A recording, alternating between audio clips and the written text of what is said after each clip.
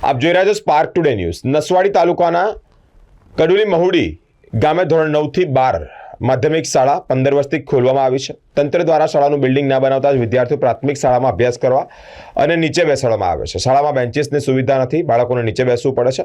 પ્રાથમિક શાળાના બાળકો શાળામાં આવી જાય ત્યારે નજીકના મકાનમાં અભ્યાસ કરવા માટે લઈ જવામાં આવે છે।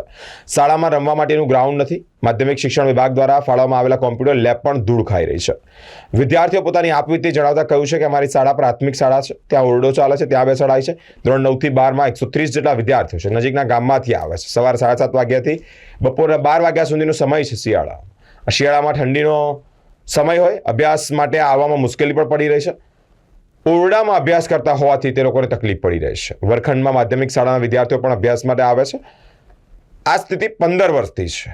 તમામ વિદ્યાર્થીઓને હાલાકી પડી રહી છે। માધ્યમિક ઉચ્ચતર માધ્યમિક શાળા કડુલી મહુડી એ પ્રાથમિક શાળાના બિલ્ડિંગમાં ચાલે છે।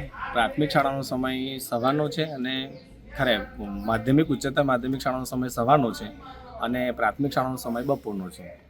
જ્યારે પ્રાથમિક શાળાના બાળકો જ્યારે આવે છે ત્યારે અમારા બાળકોને છોડવા પડે, એટલે એમનું શિક્ષણ કાર્ય ન બગડે એના માટે અમે બીજે થોડું બેસીને ભણી શકે એવી વ્યવસ્થા કરી છે। પણ પોતાના ઓરડા ન હોવાના કારણે શું છે, લેબ છે એ અમે બનાવી શકતા નથી અને મેદાનનો પણ પ્રશ્ન છે, એટલે બાળકોને સ્પોર્ટની એક્ટિવિટી કરાવી હોય તો એ પણ પ્રશ્નો થાય છે।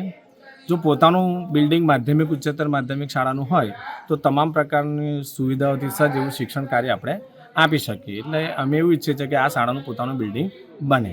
શિયાળામાં કે ચોમાસામાં બાળકોને આવવામાં થોડું તકલીફ પડતી હોય છે, પણ બાળકો પોતાની રીતે શાળાએ આવી જતા હોય છે। કડુલી મહુડી પ્રાથમિક શાળામાં બાલવાટિકાથી 8મા સુધી 130 બાળકો છે અને માધ્યમિક ને ઉચ્ચતર માધ્યમિકમાં 9 થી 12માં 110 બાળકો છે અને શાળા સમય અમારો પ્રાથમિકનો 10:30 થી 5નો છે અને 9 થી 12નો ઉચ્ચતર એમનો એ લોકોનો સવારનો છે। પાળી પદ્ધતિ ચાલે છે અને અમે જ્યારે સવારે આવીએ ત્યાં સુધી અમે 11:30 સુધી પ્રાર્થના કન્ટિન્યુ રાખીએ છીએ, એટલે એટલા 9 થી 12ના બાળકોને થોડો સમય વધારે મળે અને એમનું શિક્ષણ કાર્ય બગડે ને એ મુજબ અમે શિક્ષણ કાર્ય કરીએ છીએ।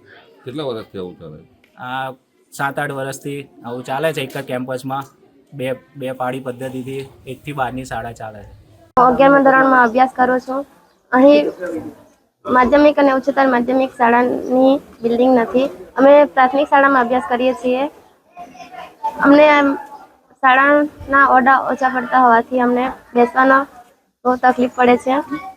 અમે અહીંયા સારી રીતે અભ્યાસ કરી શકતા નથી।